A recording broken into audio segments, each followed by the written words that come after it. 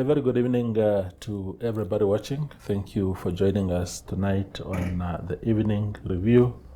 My name is Toivo Njebela. Tonight on the platform we are joined by Petersen Kambinda. He is the Commander-in-Chief of the Namibian Revolutionary Transport and Manufacturing Union, that is Naretu.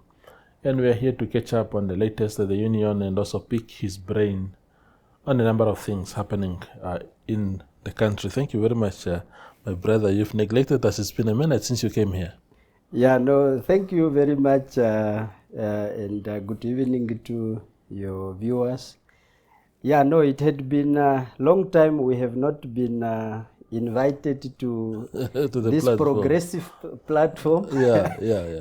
We have missed on a lot of things. I hope we can be able to catch up. Yeah. Now we were allowing you to grow, and you are indeed growing. I see that you just signed a recognition agreement with Namibia Breweries recently. What can you tell us about that?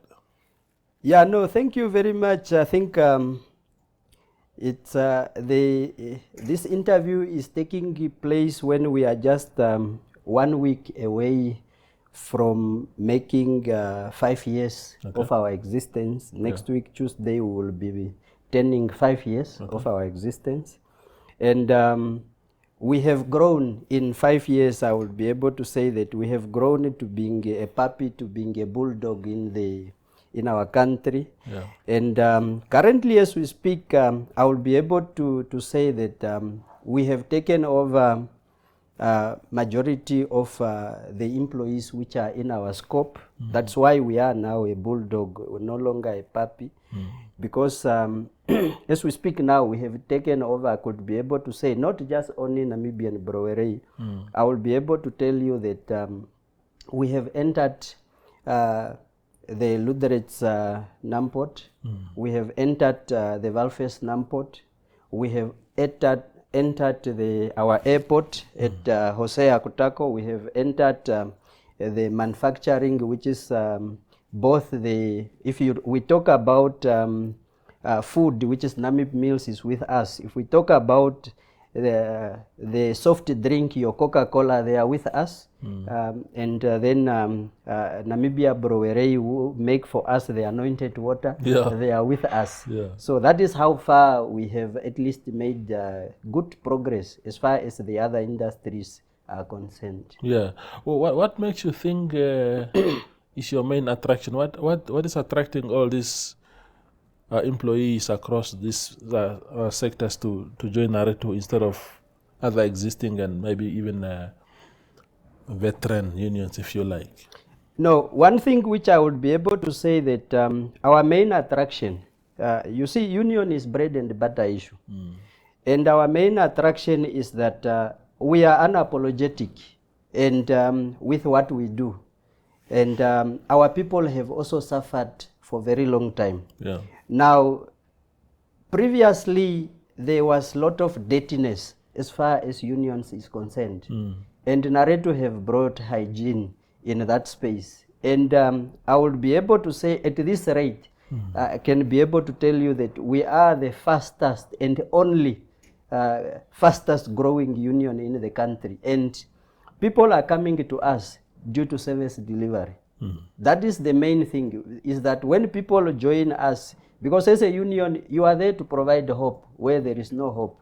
You are there to be able to move people from, if you find them from point A, you need to be able to move them to point B or C or D without even, sometimes even going beyond the expectations. Yeah. So that is our main attraction, that people, they find it fashionable to pay membership fees to Naretu because they know that their membership fees is not going to waste. Yeah. It's coming to save them. It's coming to save them. Yeah. One of the, probably in the history of your existence as a union, that Namib Mills strike was probably the biggest because the standoff lasted for a long time. Were you able now to resolve those issues? Because there were even people being threatened with dismissals and whatnot. if you can refresh our memories as to how that ended. Yeah, the the Namibian mills strike is it's in after independence is the biggest strike ever happened in our country, and it is also just one of those things of which that the employers got used to, that people, when they are on a strike and they are not getting salaries, at some point they will be able to give up. But that just demonstrated that people can also get enough where they can be able to draw a line. Because if our forefathers went into a liberation and knew knowingly that when you go to war, there is only two things which happen in a war, is to kill or to get killed. Yeah. And in this case, we also draw a line also with Namib Mills that people were not afraid to lose their jobs. But what we wanted to achieve there is economic freedom. And as we speak now, I can be able to tell you that on an average, our people at Namib Mills, on an average, we will be able to say that the lowest, we will be able to say it was about 26% of what they got, what we were fighting for. Yeah. And making that achievement, it is one of the highlight of our existence, and it's one of the reason why we started this union, that those are the things those are the changes we would like to bring to our people. Absolutely. How do you strike a balance between fighting for your members, but not in a manner that could also collapse their employer? Because if the demands are unrealistic, for example, and the company succumbs to that pressure, the end result could be that the company will close down, and then your members are sent home completely. Yeah, no, if you look at currently now, Naretu it's in close to about 400 companies across the country, and we negotiate almost on a daily basis. We are negotiating with 3 or 4 companies on a daily basis across the country. But you also realize that majority of in a year, let me be just to shorten, in a year you might be able to have that, we might have 1 or 2 strikes only out of that number of employers. So what it means is that a lot of employers, we are actually making a good progress.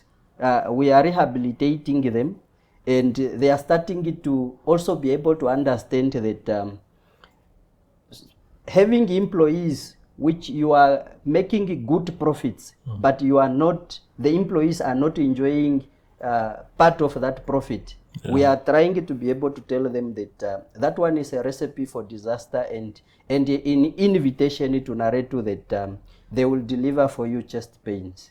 So with that said, is that when we go to a company, we look at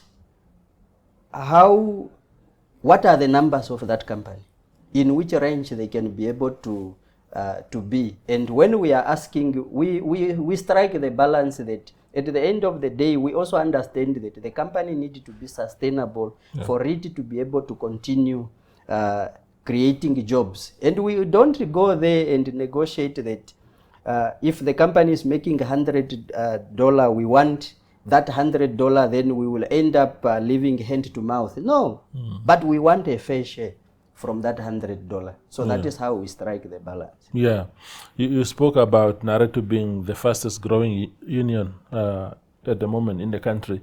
Do you think that rise is also owed to the current state of unions in our country? Because I remember many years ago when we were new, younger journalists, we were every day running to strikes and demonstrations, unions leading from the front, really proper unionists whose only interest were to fight for the people.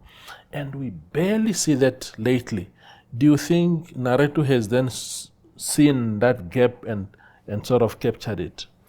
No, you see, before I started this union, I was already a unionist under the Mine Workers Union of Namibia. And during that time, when we were at Mine Workers Union of Namibia, the leadership under the mine workers really gave us a very good education. They sent us to be able to understand the economics and all of that.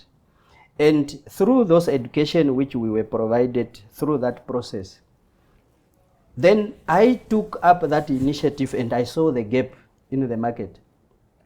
And I'm exploiting that a lot of the leadership in the union is that instead of helping the people which are suffering, but the leadership are helping themselves, that they end up getting in bed with the capitalist. And the moment unionists, they are finding themselves in bed with capitalists, the people which they were supposed to be fighting, and they become too friendly and accepting bribes and all of these things. Those are the things which when they capture you, you cannot fight them. But for us, we deliberately opted to be on the side of the poor and fight for the poor. And when you are doing that, at the end of the day, as a unionist, there is only two things involved when you are a unionist. To be loved by the employers, then you are betraying your members, or to be hated by the employers, then your members are happy. And as we chose the last one, that it is better for me, for those capitalists to hate me, but my people are happy because I'm delivering for them what they want. And that is how union is supposed to operate. But majority of unionists in our space now is that they are going there, getting in bed, they get convinced. During the night, they are sitting with employers and getting convinced, receiving brown envelopes. And during the day, they are here, viva, viva to the workers and lying to the workers. And go sign in this current thing. Imagine an employee who's earning 4,000 and you are signing 3% for this person, which is 120 or so. When will this person's life will be able to change when you are signing this 3% for an employee, while this company is running away with millions? So we saw that gap, and we are exploiting that. Absolutely. We go for a very short break and return shortly with Petersen Kambinda.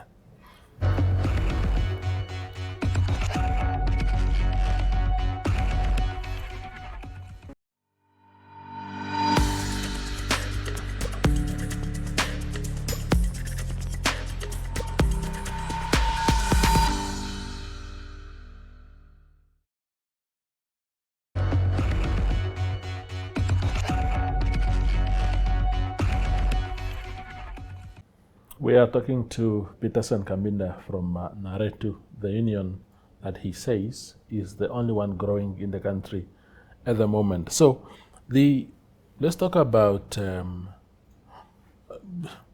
are you affiliated to anything? I'm asking because politically, if you look at some political parties in the country, the likes of affirmative repositioning, the likes of the ruling party SWAPO, there are unions affiliated to them. Which political party are you affiliated to? Yeah, for the purpose of this interview, which I'm coming to speak on behalf of Naretu, I will limit my answer to Naretu that Naretu is not affiliated to any political party or movement at this stage. And we deliberately took that decision that we are not affiliating to political party and movements because our members, they come from political parties and movements. So we wanted just as a union only to be able to focus on delivering service to our people without interference from political parties or movements. So Naretu, you are the founder. Yes. And what I have find very difficult for unions and political parties in the country is that they tend to avoid as much as possible elective conferences. I don't know whether your constitution makes provision for that, I know that the NUNW, for example, have every 5 years, your NAPUs, your NANTUs, they have every 5 years or whatever the number of years, a platform where new leaders can be elected. For Naretu, how is the situation? Yeah, no, for us it is even intense that we deliberately chose that Naretu's elective congress is after every 3 years, not even 5 years. Okay. And from the time which we have even started, we have held already in 2023, we have held already a congress in 2023 September. And this year we are still going to be able to hold again another congress, of which the owners of the union, which are the members, can be able to come together, express and evaluate the performance of the union. And should these members be able to feel that I am not the right person to be able to steer the ship forward, they will be able to have still that opportunity for them to be able to remove me and put somebody who can be able to come on board. So I do not want to be the Uncle Robert Mugabe of Naretu. Yeah, and we have even deliberately put it that in Naretu's constitution have got a time limit. I cannot be able to serve more than 9 years of to be into this position which I am. So after 9 years, either by I want or not, unfortunately, after I have served 3 terms of 3 years, 3 years, 3 years, after I have served those terms, unfortunately, I have to be able to step down. Yeah. Why 3 years though? Isn't it, I see you just gave the example of Robert Mugabe. Yes. In Zimbabwe right now, they have extended the term limits of the president to 7 years because there is this idea in Zimbabwe that apparently 5 years are too few to make an impact.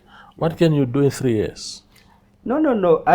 You see, unions is that each and every year there need to be negotiations for the employees.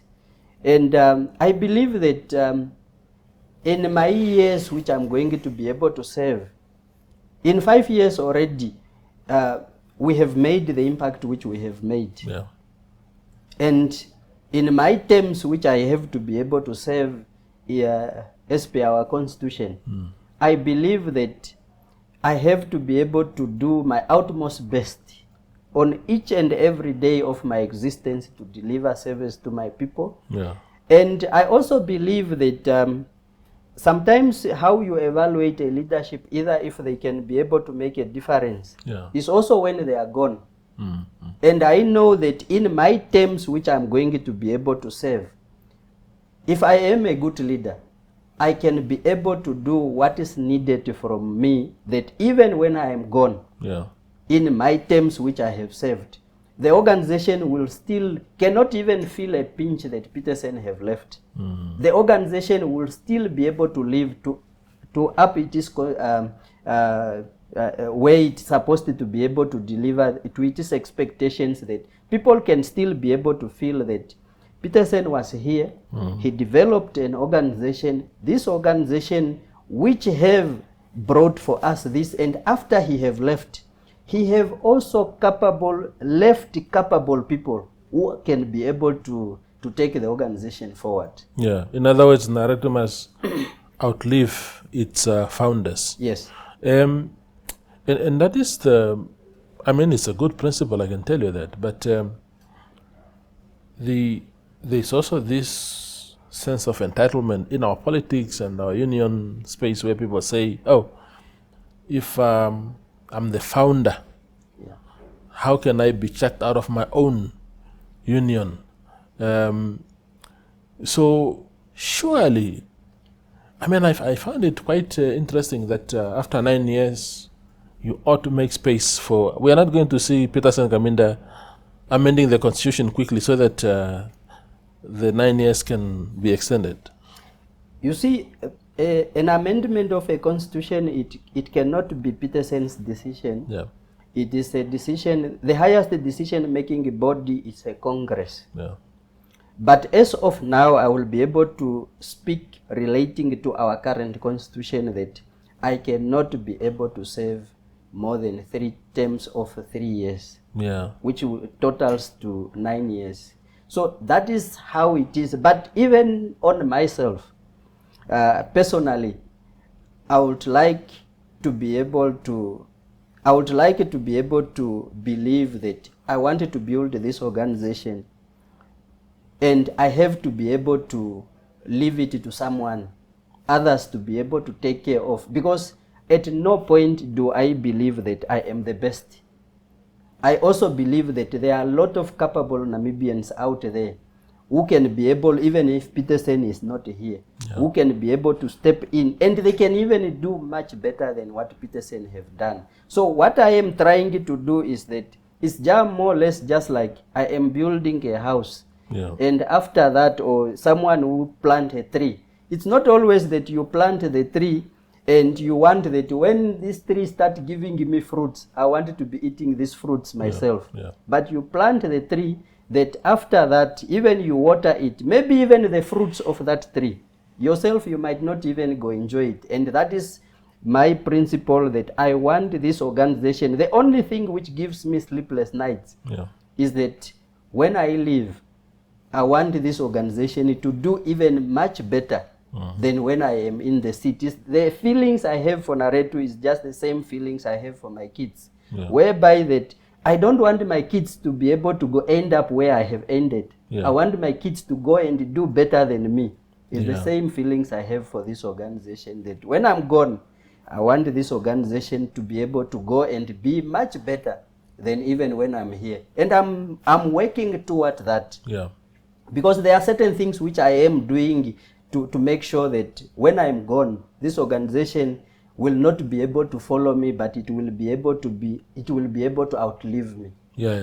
When so some of the unions in the country, especially newer and maybe smaller ones, want to join that NUNW federation, family of unions, because it's also a passage to parliament and eventually to cabinet. A lot of our ministers came through unions to be ministers eventually. Your Bernard de South, yes, and others. What is the man from your region that Dingara? Yes. All those comrades. Yes. Do you have those ambitions? For me, I strongly believe that when you are a unionist, you're supposed to be able to confine yourself to deliver services to the people, to the members. And if you are good at what you do, if you are good, let me say even where I am, if I am good and in the future somebody would want to be able to consider me to assist our country to be in parliament or to become a minister or so on, I don't need to be able to be affiliated for me to be able to go and use Naretu as a ladder for me to be able to get there. For now, my target for me is to serve my people. If politics for now, I'm taking it on a minimal gear. The first thing for me is my people. Those are the people which I need to be able to render my services. I wake up each and every day to think about how I need to be able to improve their lives. And in future, if I have to be able to be recognized, it can. But even if I don't end up in parliament, where I am, just serving my people in this capacity which I am, and after Naretu, I might be able to find something else, I will die a happy man knowingly that I have helped my fellow Namibians to be able to take them in abject poverty and deliver economic freedom to them. Absolutely. The very last question to you, Petersen, if you can sum it up for me, because we've run out of time, is that you also operate in the transport space. I don't know if you have any members at the moment, but the situation, the recent situation, maybe even current situation still in South Africa, where there's tensions against foreigners, and you may have members who drive there, the truck drivers, What is the situation with your members, the safety and everything? No, our members, even during the unrest which just happened recently, the 30 June deadline, our members were still entering South Africa in and out, and I'm happy to be able to say that during this process, none of our members found themselves on the wrong side of the demonstrators and all that, because those people they were targeting, they have got direct target of who they wanted to be able to target on. And most of the transporters, we have got multinational companies whereby that a company can have trucks in South Africa and trucks in Namibia, but what they just, to put our people on the safe side, is that the people in South Africa, the trucks with South African registration get driven by South African people, and the Namibian is also the same. So when these people even come across those demonstrators, they just show them the correct documents and they let them pass. So it have not really created any problem. But most of the companies also, what they just do is that we have created those platforms whereby that they can identify hotspots where issues are happening, and our people can be able to afford to take different routes. Yeah, absolutely. Mr. Kambinda, thank you very much for making time. No, We thank wish you so you the best for your 5th anniversary next week. Yes. We hope that will just mark another point of growth for Naretu going forward. Thank you so much. Yeah, Mpandu. That is Naretu Commander-in-Chief Petersen Kambinda gracing our platform this evening. Thank you for watching.